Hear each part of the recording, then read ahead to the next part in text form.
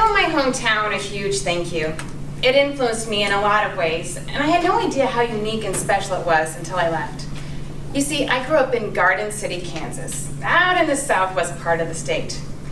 It's grown and developed, but at its roots, Garden City is very Midwest Americana. It's a farming community where people raise animals to show at the county fair.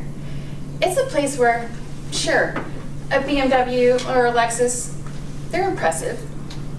But if you really want to turn heads, you buy John Deere. And Garden City loves beef. In fact, every year, we dedicate an entire week to celebrate beef. It's called Beef Empire Days, where we've got a carnival, a parade, festivities, and one lucky lady gets crowned the Beef Empire Days Queen. And who wouldn't want that title? Beef Queen. Though, I do like to imagine that at least one of these ladies has pulled it out in a job interview, perhaps when asked, "Do you have any leadership experience?" "I once ruled over an entire empire. An empire of beef!" "All right then, you're hired and in charge of the company barbecue." We love beef because we have beef packing plants. And when the packing plants moved to town, they brought with them jobs. Jobs who brought workers. Workers who came from all over the world. They brought with them cultures from Mexico, Laos, Korea, Vietnam.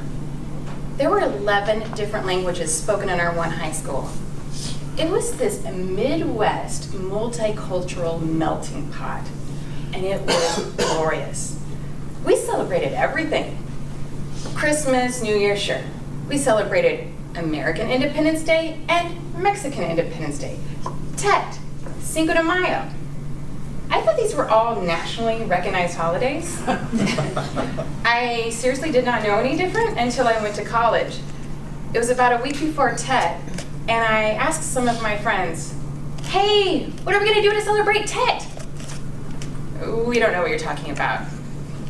Yes, you guys know Tet, Vietnamese New Year. No, we don't know what you're talking about. You guys, okay, you remember in school every year you'd get those red envelopes with the pennies in them. And then down from the hall, there would come that man and he'd have the big head with a smile on it, and he'd be playing the drums, and then behind him would be the people in the dragon costume. You know, Tet. I could tell by their faces, and they did not know. I was shocked. Because if they didn't know about Tet, maybe they didn't have some of the other things that I loved about my hometown. Like a tortilla factory where you could get fresh, hot tortillas. Maybe they didn't go to their friends' quinceañeras. Maybe they didn't have some of the marketplaces or cuisines that we had. One of my favorite Vietnamese marketplaces I found by driving by one day. I looked over, I saw the name of it, and I thought, does that say what I think it says? I had to circle the block, and sure enough, when I did, I looked again, and I saw that the name of the marketplace was this.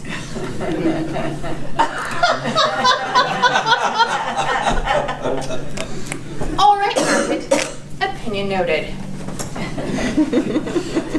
And I don't know if that was intentional. I never asked any of my friends what it translated to.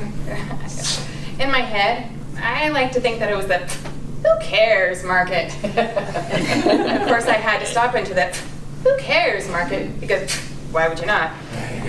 And I'm glad that I did, because that's where I found the green tea cookies, which were heavenly, and the ginger lemon candies, which I was not a big fan of, but who cares? It was a flavor that I had never had before, and I was grateful to be able to experience something like that, and grateful for a market like this in a town like mine, in a town where much of the population goes to the football game on a Friday night.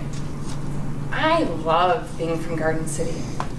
From its Midwest roots, I enjoy a good casserole, a good steak. I find it divine to watch the sunset over Wheatfield. And confession, I did belong to a horseshoe pitching club in my 20s. Super cool. And what Garden City gave me culturally is invaluable to me. I love getting to know people from other places. I love to travel internationally. And when I do, I want to get to know people. I want to make friends. I want to try local flavors, local spots. I want to get to know the language, the customs, beliefs.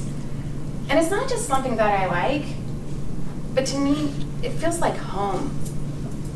I'm grateful for my hometown. And I'll tell you this, if home is where the heart is, then you will always find part of my heart in Garden City, Kansas.